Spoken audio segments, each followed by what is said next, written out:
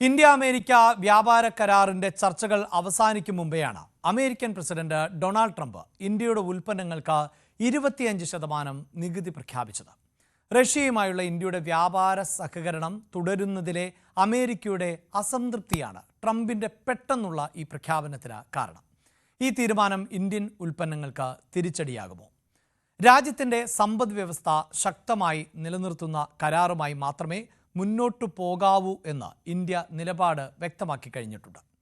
കേരളത്തിൽ നിന്നുള്ള കർഷകരെയും സംരംഭകരെയും ട്രംപിന്റെ ചുങ്കം കാര്യമായി തന്നെ ബാധിക്കും. ഇതിനിടെ പാകിസ്ഥാനുമായി നിർണായകമായ കരാറും അമേരിക്ക ഒപ്പിട്ടിട്ടുണ്ട്. എണ്ണപ്പാട വികസനത്തിന് സഹായം നൽകാനുള്ള കരാറിൽ ആണ് ഒപ്പുവെച്ചിട്ടുള്ളത്.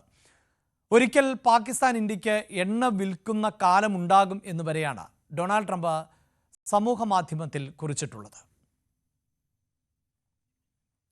വാർത്തയുടെ വിശദാംശങ്ങളുമായി MG മിഥുൻ ആണ് ചേരുന്നത്. മിഥുൻ, നേരത്തെ സൂചിപ്പിച്ചിരുന്നു, പലപ്പോഴായി അമേരിക്കൻ പ്രസിഡന്റ് ഡൊണാൾഡ് ട്രംപ് പറയുന്നതാണ് ഇന്ത്യയാണ് ഏറ്റവും അടുത്ത സൗഹൃദ രാജ്യം, മോദിയാണ് ഏറ്റവും ഉറ്റ സുഹൃത്ത് എന്നുള്ളതാണ്. പക്ഷേ ഇതാ ഇപ്പോഴീ അധിക തീരുവ ഏർപ്പെടുത്തുന്നു, അത് 25%, ഒപ്പം പിഴയും. ഈ പിഴ എത്ര എന്നൊന്നും ഡൊണാൾഡ് ട്രംപ് വ്യക്തമാക്കിയിട്ടില്ല. പക്ഷേ കണക്കുകൾ പരിശോധിക്കുമ്പോൾ 2023-24 സാമ്പത്തിക വർഷം ഇന്ത്യയിൽ നിന്നുള്ള കയറ്റുമതിയിൽ 19%-ഓളവും അമേരിക്കയിലേക്കാണ്. ഈ ഉൽപ്പന്നങ്ങൾക്കും സേവനങ്ങൾക്കുമാണ് ഈ അധിക തീരുവ ഇനി നൽകേണ്ടതായി വരുന്നത്. ആ ഉൽപ്പന്നങ്ങളുടെ പട്ടിക പരിശോധിച്ചാൽ കേരളത്തിൽ നിന്നുള്ള നിരവധിയായ ഉൽപ്പന്നങ്ങളുണ്ട്. അതിൽ റെഡിമെയ്ഡ് വസ്ത്രങ്ങളുണ്ട്, കാപ്പിയുണ്ട്, തേയിലയുണ്ട്, സുഗന്ധവ്യഞ്ജനങ്ങളുണ്ട്, സുഗന്ധവ്യഞ്ജന സത്തുണ്ട്, കയറുണ്ട്, സമുദ്രോൽപ്പന്നങ്ങളുണ്ട്. അതുകൊണ്ട് തന്നെ ഇത് കേരളത്തെയും ബാധിക്കുന്ന ഒന്നാണല്ലോ. ഏത് തരത്തിലാണ് ഇപ്പോൾ ട്രംപിൻ്റെ പ്രഖ്യാപനത്തെ നമ്മുടെ രാജ്യം നോക്കിക്കാണുന്നത്? അതിനെ എങ്ങനെ മറികടക്കാനാകും ശ്രമം? അഭിലാഷ്, വളരെ ആശങ്കപ്പെടുത്തുന്ന ഒരു സ്ഥിതിവിശേഷമാണ്. എങ്കിൽ പോലും തന്നെ ഈ വിഷയത്തെ നേരിടാൻ തന്നെയാണ് ഇന്ത്യയുടെ തീരുമാനം. ഒരു തരത്തിലും ട്രംപ് മുന്നോട്ട് വെച്ച, അതായത് ട്രംപ് ഈ ഒരു തീരുവ പ്രഖ്യാപിക്കുന്നതിൻ്റെ പ്രധാനപ്പെട്ട കാരണം ഈ റഷ്യയുമായി ബന്ധപ്പെട്ടുള്ള കരാർ, അത് അവസാനിപ്പിക്കണമെന്നുള്ള ആ കാര്യമാണ്. അത് ഒരു തരത്തിലും ഇന്ത്യയെ സംബന്ധിച്ച് അത് വഴങ്ങേണ്ടതില്ല എന്നുള്ള തീരുമാനം നേരത്തെ തന്നെ വ്യക്തമാക്കുകയും ചെയ്തതാണ്. അതുകൊണ്ട് തന്നെ ഇക്കാര്യത്തെക്കുറിച്ച് പഠിക്കുകയാണ് ഇപ്പോൾ കേന്ദ്രം ചെയ്യുന്നത്. വിദേശകാര്യമന്ത്രി ഇത് വ്യക്തമാക്കിയത്, ഇതിനെ തങ്ങൾ നേരിടും. ഒപ്പം തന്നെ അടുത്ത മാസം US-ന്റെ പ്രതിനിധികൾ ഇന്ത്യ സന്ദർശിക്കാനിരിക്കുകയാണ്. ഈ വ്യാപാര കരാറുമായി ബന്ധപ്പെട്ടുള്ള അവസാനവട്ട ചർച്ചകളൊക്കെ നടക്കാൻ പോവുകയാണ്. ഈ സമയത്ത് ഈ കാര്യങ്ങൾ, ഈ തീരുവയുമായി ബന്ധപ്പെട്ടുള്ള കാര്യങ്ങൾ അത് നീട്ടിവെക്കണം എന്നുള്ള ആവശ്യം മുന്നോട്ട് വയ്ക്കുകയും ചെയ്യും. ഒപ്പം തന്നെ നാളെയാണ് ഈ ഒരു തീരുവ ചുങ്കം ഇത്തരത്തിൽ നിലവിൽ വരികയും ചെയ്യുന്നത്. അതിനു മുന്നോടിയായി തന്നെ വീണ്ടും ഇത് നീട്ടിവെക്കാനുള്ളൊരു സാഹചര്യം ഉണ്ടാകുമെന്നുള്ള ഒരു പ്രതീക്ഷയിലാണ് എന്തായാലും സംരംഭകരും ഒപ്പം തന്നെ വ്യവസായ മേഖലയൊക്കെ തന്നെ ഉള്ളത് എന്നുള്ളത് തന്നെയാണ്. ഇന്ന് പ്രധാനമന്ത്രി നരേന്ദ്രമോദി ഒരുപക്ഷെ ഡൊണാൾഡ് ട്രംപുമായി സംസാരിച്ചേക്കും ഇക്കാര്യവുമായി ബന്ധപ്പെട്ട് എന്നടക്കമുള്ള വിവരങ്ങൾ കൂടി പുറത്തു വരികയും ചെയ്യുന്നുണ്ട്. അതേസമയം ഇത് ഏതൊക്കെ മേഖലയാണ് ഇന്ത്യയെ സംബന്ധിച്ച് ഇത് ബാധിക്കാൻ പോകുന്നത് എന്നുള്ളതാണ് ഏറ്റവും പ്രധാനപ്പെട്ട കാര്യം. അത് എങ്ങനെ നേരിടുമെന്നുള്ളത് കൂടി നമുക്ക് പരിശോധിക്കേണ്ടിയിരിക്കുന്നു. അതായത് ഈ ബാധിക്കുന്ന മേഖലകൾ എന്ന് പറയുന്നത് ആരോഗ്യമേഖല, ഒപ്പം തന്നെ ആഭരണങ്ങൾ, ഇന്ത്യൻ നിർമ്മിത വാഹനങ്ങൾ, വസ്ത്രവിപണി, കാർഷിക മേഖല, ഇലക്ട്രോണിക് ഉൽപ്പന്നങ്ങൾ എന്നീ മേഖലകളിലാണ് ഇത് ഏറ്റവും കൂടുതൽ ബാധിക്കാൻ പോകുന്നത്. ഈ ചുങ്കം ഏർപ്പെടുത്തുന്നതിലൂടെ ഉണ്ടാകാൻ പോകുന്നത്, അതായത് 25% തീരുവ പ്രഖ്യാപിച്ചിരിക്കുന്നത്. പക്ഷേ ഓരോ ഉൽപ്പന്നങ്ങളുടെയും മൂല്യം അനുസരിച്ചായിരിക്കും ഇതിൻ്റെ ഒരു ആകെത്തുക കണക്കാക്കേണ്ടിയിരിക്കുന്നത്. കാരണം ഈ പിഴ കൂടി ചുമത്തുമെന്ന് പറഞ്ഞിട്ടുണ്ട്. അങ്ങനെയെങ്കിൽ ഒരുപക്ഷെ 25 എന്ന് പറയുന്നത് ഒരു 50%-ന് മുകളിലേക്ക് വരാനുള്ള ഒരു സാധ്യത കൂടി നമുക്ക് തള്ളിക്കളയാനായില്ല. ചിലപ്പോൾ അതിന് മുകളിലേക്ക് വരാനുള്ള സാധ്യത കൂടി ഈ ഒരു ഘട്ടത്തിലുണ്ട് എന്നുള്ളത് തന്നെയാണ്. ഓരോ ഉൽപ്പന്നങ്ങളുടെ മൂല്യം അനുസരിച്ചായിരിക്കും ഈ പിഴയൊക്കെ കണക്കാക്കുക എന്നുള്ളതാണ് ഏറ്റവും പ്രധാനപ്പെട്ട കാര്യം. ഒന്ന് ആരോഗ്യ മേഖലയിലാണ്. അതായത് ഈ മരുന്നുകൾ, ബാൻഡേജുകൾ, മാസ്കുകൾ, സർജിക്കൽ ഉപകരണം, ഇവയൊക്കെ ഇന്ത്യയിൽ നിന്ന് അമേരിക്കയിലേക്ക് കയറ്റി അയക്കുന്നതാണ്.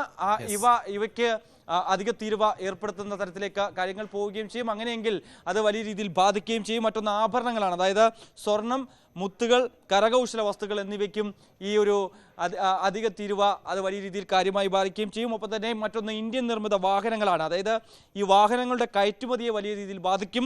ടാറ്റ ഉൾപ്പെടെയുള്ള കമ്പനികൾ ഇതോടെ വലിയ ആശങ്കയിലാണ് എന്നുള്ളത് തന്നെയാണ്. കാരണം ടാറ്റ ടാറ്റയുടെ വാഹനങ്ങളൊക്കെ കൂടുതൽ കയറ്റി അയക്കുന്ന ഇത് ഇന്ത്യൻ നിർമ്മിത വാഹനമാണ്, അതുകൊണ്ട് തന്നെ അങ്ങോട്ടേക്ക് കയറ്റി അയക്കുന്നതാണ്. മറ്റൊന്ന് ഈ ലാൻഡ് റോവർ ഉൾപ്പെടെയുള്ള വാഹനങ്ങൾ, അതിൻ്റെ നിർമ്മാണമൊക്കെ നടക്കുന്നത് ബ്രിട്ടനിലാണ് എങ്കിൽ പോലും തന്നെ അത് ഇന്ത്യൻ നിർമ്മിതമായി തന്നെയാണ് ഇപ്പോൾ അത് കണക്കാക്കുകയും ചെയ്യുന്നത്. അതുകൊണ്ട് തന്നെ അത്തരത്തിലുള്ള വില കൂടിയ ആഡംബര കാറുകൾക്കും ഒക്കെ തന്നെ ഈ ഒരു ചുങ്കം വലിയ രീതിയിൽ കാര്യമായി ബാധിക്കുമെന്നുള്ളതാണ് ഏറ്റവും പ്രധാനപ്പെട്ട കാര്യം. മറ്റൊന്ന് വസ്ത്രവിപണിയാണ്. കടും നിറമുള്ള വസ്ത്രങ്ങൾ, ഒപ്പം തന്നെ പരമ്പരാഗത വസ്ത്രങ്ങൾ, തുകൽ വസ്ത്രങ്ങൾക്ക് അടക്കം ഈ ഒരു ചുങ്കത്തിൽ പിടിവീഴുമെന്നുള്ളത് തന്നെയാണ്. അത് ഈ മേഖലയിൽ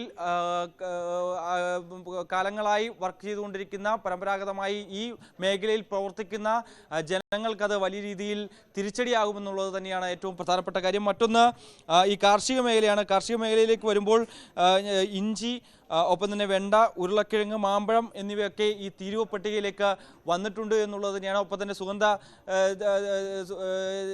ദ്രവ്യ വസ്തുക്കൾ അങ്ങനെയൊക്കെ അടക്കമുള്ള കാര്യങ്ങളൊക്കെ ഇത് വലിയ രീതിയിൽ കാര്യമായി ബാധിക്കുകയും ചെയ്യും.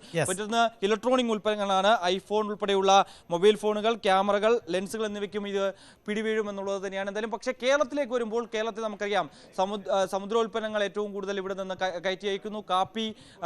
കാപ്പി, ഒപ്പം തന്നെ തേയില അടക്കമുള്ള കാര്യങ്ങൾ ഇവിടെ നിന്ന് കയറ്റി അയക്കുന്നതാണ്. കയർ ഉൽപ്പന്നങ്ങൾ പലതും ഇവിടെ നിന്ന് കയറ്റി അയക്കുന്നതാണ്. അങ്ങനെ ഈ മേഖലയിൽ ജോലി ചെയ്യുന്ന ആളുകൾക്കും സംരംഭകർക്കും ഒക്കെ വലിയ രീതിയിൽ കനത്ത തിരിച്ചടിയായി ഇത് മാറുമെന്നുള്ളത് തന്നെയാണ്. കാരണം ഇത്രയധികം പിഴത്തുകയും ഒപ്പം തന്നെ തീരുവയും വരുന്നതോടുകൂടി അവരുടെ ഈ തൊഴിൽ മേഖല തന്നെ വലിയ രീതിയിൽ നിന്നു പോകുന്ന തരത്തിലേക്ക് കാര്യങ്ങൾ എത്തുകയും ചെയ്യും. അതുകൊണ്ട് തന്നെ സ്വാഭാവികമായും ഇതിനു മേലിൽ ഒരു ചർച്ചകൾ, അതായത് നയതന്ത്ര തലത്തിലുള്ള ഒരു ചർച്ചകൾ നടക്കേണ്ടതായിട്ടുണ്ട്.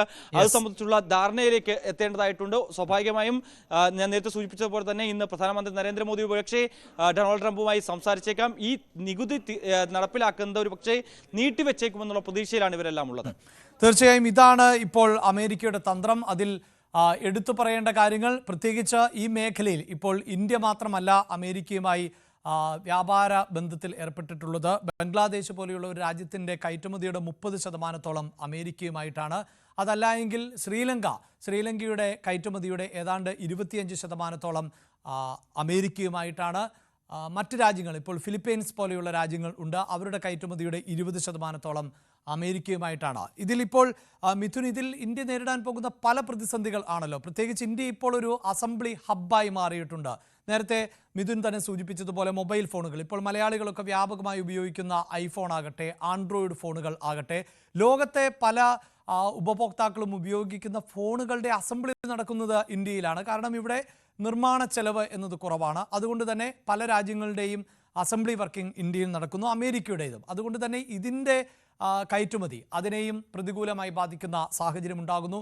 ഒപ്പം മറ്റൊരു പ്രതിസന്ധി എന്നത് നമ്മുടെ അയൽ രാജ്യങ്ങൾ ഇന്ത്യയിൽ നിന്ന് ഉൽപ്പന്നങ്ങൾ വാങ്ങുകയും അതേ ഉൽപ്പന്നം അമേരിക്കയ്ക്ക് മറിച്ചു വിൽക്കുകയും ചെയ്യാൻ സാധ്യതയുണ്ട്. കാരണം അവിടെ നിന്ന് കയറ്റുമതി ചെയ്യുമ്പോൾ ഇത്രയധികം നികുതി നൽകേണ്ടതായി വരില്ല. അപ്പോൾ ആ രാജ്യത്തിന് നിസ്സാരമായി ഒരു ഇടനിലക്കാരെ പോലെ പ്രവർത്തിച്ചാൽ പോലും വലിയ നേട്ടമുണ്ടാക്കാൻ പറ്റുന്ന സാഹചര്യം ഉണ്ടാകുന്നു. ഇങ്ങനെയൊക്കെയുള്ള വലിയ പ്രതിസന്ധികളുണ്ടല്ലോ. അതോടൊപ്പം തന്നെ ഇതിൽ ഒരു ചർച്ച എന്നത് എത്രത്തോളം പ്രാക്ടിക്കലാകും. കാരണം അമേരിക്ക ഇത് തന്ത്രപരമായാണ് ചെയ്യുന്നത്. അമേരിക്ക പ്രസിഡന്റായി ഡൊണാൾഡ് ട്രംപ് വീണ്ടും അധികാരമേറ്റപ്പോൾ ചൈനയ്ക്ക് നേരെ, ജപ്പാന് നേരെയൊക്കെ ഇത്തരത്തിലുള്ള സമ്മർദ്ദങ്ങൾ ചെലുത്തുകയും അവരൊക്കെയായി ഒരു ധാരണയിലേക്ക് എത്തുകയും ചെയ്തു. അപ്പോൾ ഇന്ത്യ ഈ വിഷയത്തെ ഉയർത്തി കാണിക്കുമ്പോൾ ഇനി ആരും ഒരു പക്ഷേ ഇന്ത്യക്കൊപ്പം നിൽക്കാൻ ഉണ്ടാകില്ല എന്ന പ്രതിസന്ധി.